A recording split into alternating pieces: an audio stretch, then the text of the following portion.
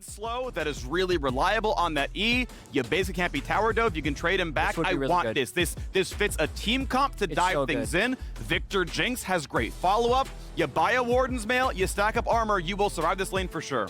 I think it's the matchup data is one thing, but the way that it fits in with the rest of the Gotta look towards top side.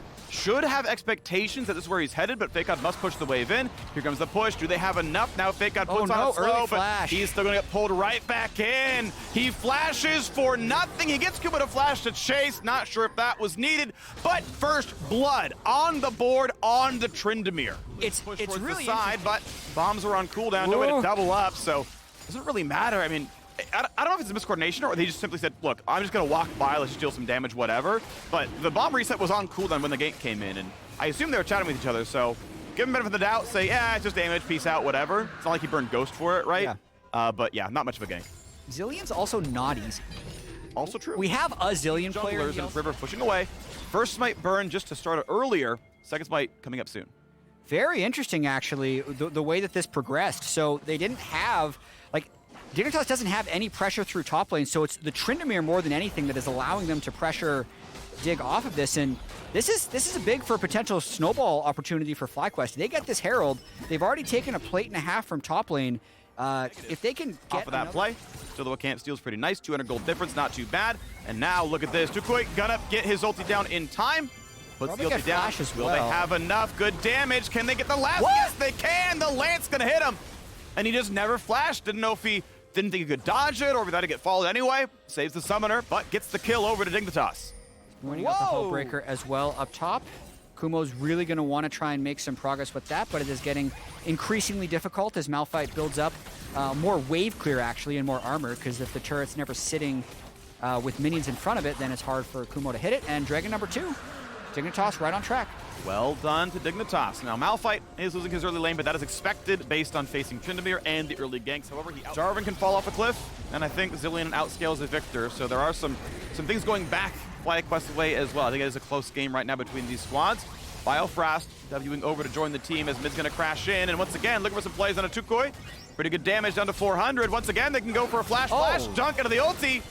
And now, can they get the burst yet again? Flashes down, but not enough damage. Right into the tower, but Biofrost there for the save. What about the back half? Shield is on, will be stunned by Nautilus. 2 for nothing, seems likely. Get the root. Nice knockup. River turns one around, but they do trade it back. Well done to Josedeodo. Poor Biofrost getting low, needs a tongue lash, gets another shield. Staying alive as long as he can, but finally does get burned down. 2-1. Advantage Flyquest. Blue gets baited right there, and really nice patience by Josedeodo on his... Malphite Trin still down on the bottom side, and longer Malphite stays away from the team. Probably the happier Flyquest is, but once he joins, those ults should be pretty big. Okay, this would be a big Herald for Flyquest to take because they could drop him in and get first turret of the game. So we have a fight. Here we go, battle begins. After gonna walk back for this one. Dunked right back in. River running out of health, though. It's gonna be a 1-for-1 so far. Zillion has burned the ulti. Biofrost a little bit has a shield available. Bomb's not gonna hit, and it's gonna be a knockup. He lands it. Biofrost gets a chase down. toucouille is gonna fall, and no one is able to grab Rift Herald. So Flyquest got 100 gold for that, but +1 of the team fight for Dignitas. What an aggressive move. I want to make this mistake. Mind control. Okay, Dragon 3, but a lot of ultimates are down. So Flyquest wants to contest this, but they don't even have Zillion ultimate up yet. Victor and Malphite coming down, but they have Malphite ult.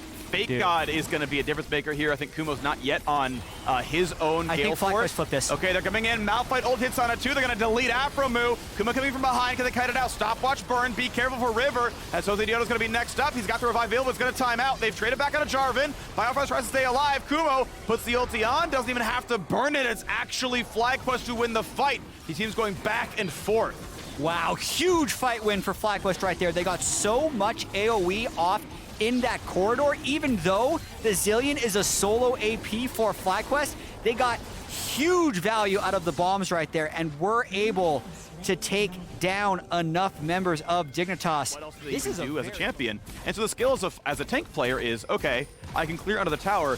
When am I allowed to break from this and give a small window to make something bigger happen? And that's like a macro judgment call. I will say that even though River puts so much attention into bottom lane early, the last team fight and the fact that Johnsun got that solo turret pulls him actually dead even to Neo in gold. And the Turbo Chem Tank right now, he's up an item. Dignitas got to make something happen. Well, looking right now at the sidestep from Biofrost on the front line to go. Big damage on aphromoo. He will not be ulted. He will die instead. Of course, Zilean just not able to put that ulti onto him, so not going to matter here. 1-0. Mid push going to continue. No double bomb, and River doesn't find the engage just yet, but the turret, they should be able to free hit this one. Stay on there, put the damage in, and yes, they do. 450 for the kill, 500 for the tower. Dignitas right back into this one.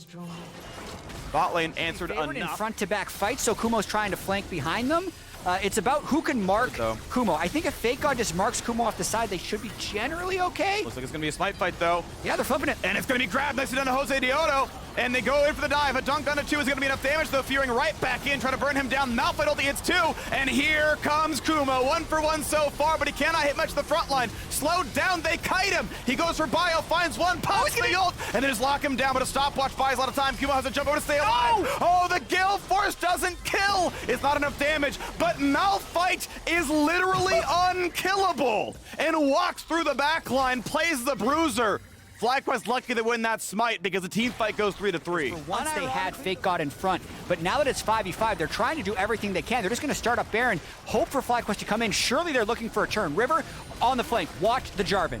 Dookie won the smite last time. Will he get it here? This is a risk. Dignitas playing in the Baron hasn't been as much of a meme in the last couple of years, but they got to be careful. Tough. Zilean poke isn't huge. Kumo going to wait to play the blast plant angle. River still marking as FakeGod is one tanking the Baron, but they find River. River could die fast. They ult only a Nautilus, but they find a knock-up on a toucouille. Then on the back lane, it trades one back, though. 1 for 1 so far. Do they have enough damage? It's still Johnsun cutting around. He actually kills FakeGod, and he's going for blue. Lichbane layer. Oh, flash Q auto. He nearly had the damage, and it's time for them to run. Neo is smited. Neo will fall. He can't dodge anything. A double kill for Kumo. The Bud Light ace for Flyquest. That could be it. They have a big wave in mid lane. They won the clutch fights time and time again. Looks like Flyquest is going to 7-4. And there we go into 3rd place alone.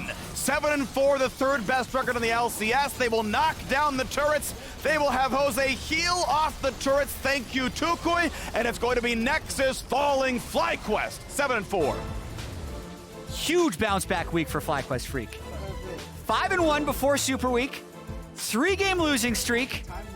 Matched up with a 2-0. Yep. Right back there again, solidly in 3rd place. And honestly, Kumo's Tryndamere in this game was very impressive to me. The way they were able to move around FakeGod's Malphite and the possible initiation of Dignitas was very strong. Johnsun, good positioning in basically every fight, not really giving FakeGod good windows to get the